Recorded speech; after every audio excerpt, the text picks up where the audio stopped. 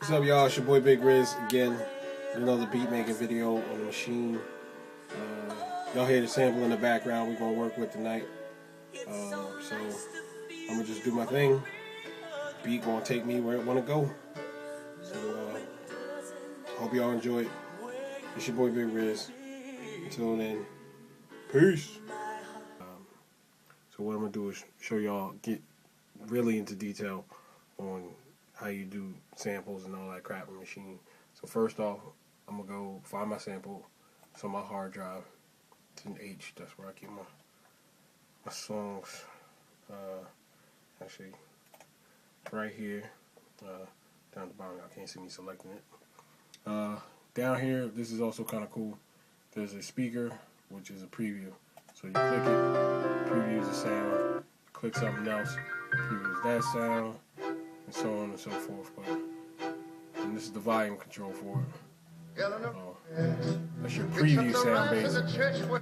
So we just gonna take, and you can either double click it and it'll go into the sound drink right here, or you can just click and drag. I like to click and drag just to be safe. And then from there, if you want to stay working with the software, actually, yeah, you go sample. Well, this is keyboard, pads, keyboards, and sample. So click on the sample, you'll get the whole entire sample that comes up. Then, in my case, go slice, and it already does a little pre-sliced thing. You can see the lines here. You can change them if you want. Me, for now, I like to do the tech, just to see, what it does. You can bring the slice up a little bit. You can bring the slice up a little bit, which is basically the sensitivity, and see what it looks like. You can play the pads. I mean, it gets real tight. That's just one pad, one note. So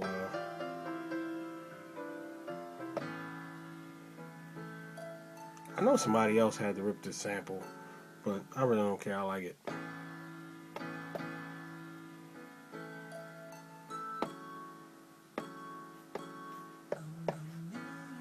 So, so that's how, if you want to do it, the tech-wise, you could do it like that. That's what you get. Like if you want to keep this, there's this poly. I don't know what you want. Voice settings poly. Right now it's at 8. So, well, right now you can't do it, but it basically is like tells you how many sounds you can play at once. And then you got your chop group. You can put different pads into a chop group if you want them to cut each other off. I usually just drop this down to 1, so it just plays one sound at a time. So everything cuts each other off. On drum kits and stuff like that, I usually don't use it, but sampling I do. So you got your slice, and that's basically it for slicing. I'm gonna go in here, tighten up these samples, get them the way I want them. There is actually, when you do this, I believe if you go back to group, you got your pitch. Like if you wanted to speed it up. Actually, but I think you have to apply it first. So if you go, I don't think it's that apply. It's apply. I'm actually going down here so y'all can see it. This is the apply I'm talking about. So once you apply it, it applies the way you chopped up your samples to your pads. So you go apply, bang. So now, oh wait, yeah, they're right there. I just got, and this really, this actually really screwed me up when I first started working with Maschine. I'm the type that likes to press it and you get the full sound. Like if you tap it, like you can't hear it. I doubt you can hear it, but it's low.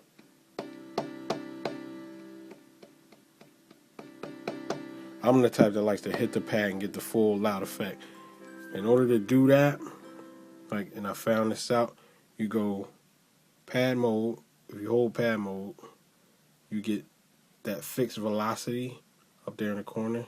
Hit that. Now everything's at 127. So when you go, even if you tap it light, it's still full sound. Just in case y'all didn't know that. One more thing. What Maschine does when you make, when you slice up your sample, it makes the pattern of your sample. I mean, it plays every note out for the length, I guess, that it's supposed to be. So when you hit play, it goes through this whole thing. Like, I'm trying to keep up with it for y'all. I mean, and it adds the notes to it, which, I mean, I don't think you need, because you're going to lay your own, sample pattern down anyway. But yeah, it plays all the notes. Basically, just come up here to your A1. Should get in there so y'all can see it. Get in there on that A1. Right click on it. You'll see reset. Hit reset. It's going. It goes to 1 bar, basically. Right here is where you change that 1 bar. I don't know if y'all can see that real good. But right there is where you change the 1 bar. You click and drag it up. Usually a 4 or 8. So, I mean, and then extend your joint out to 4 bars or 8 bars. Which, I'm going to show you a reason why chopping up samples is so easy. Because, they give you everything on the display. So, when you, say, I'm playing this sample right here. As y'all can see, it's, the color's inverted. On one side, you got start, end, and this knob right here gets you in and out. So it zooms you in and out of the sample. So easily you can say, alright, well, maybe I don't want it a little closer in. Come over here, grab this knob, start knob, bang, play it back. Still not where you want it.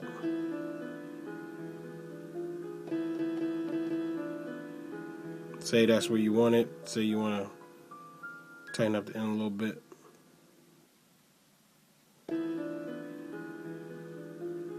Even though I would never leave it there. Well, then again, it sounds fine. So you got that little gap right there. What you want to do is go to the next pad. You got that empty space in the beginning. Hit your add button. Start. Back there. Gives you extra pad of blank space, but that's it. I mean, it is that simple. And if you want to, I just want that first piano right there in the beginning, without the, I don't know what you want to call that sound. But actually, and the sample's actually too long, so you hit add again. It's actually really close.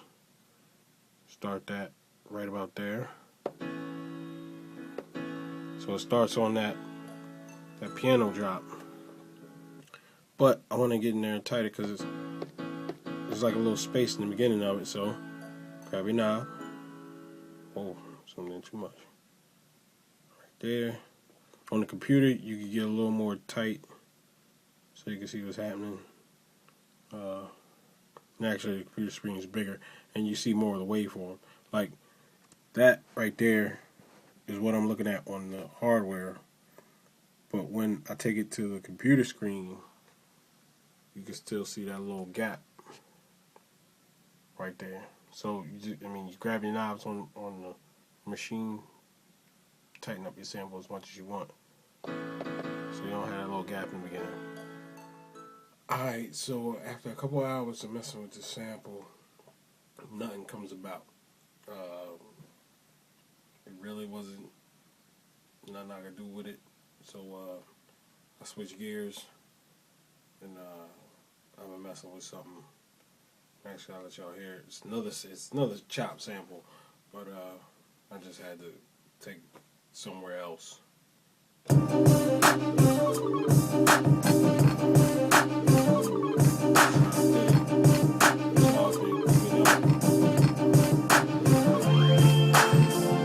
I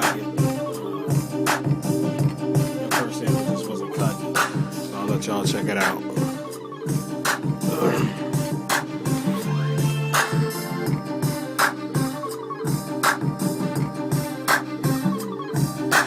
That's that sample.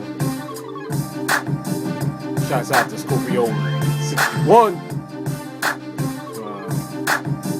Just keeping the samples high. Simple drum pattern.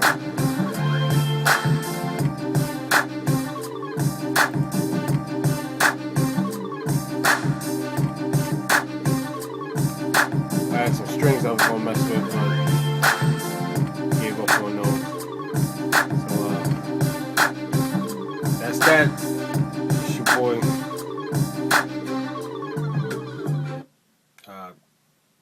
Thanks for watching. Signing out.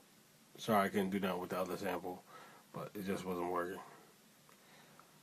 I'll let your boy. Peace.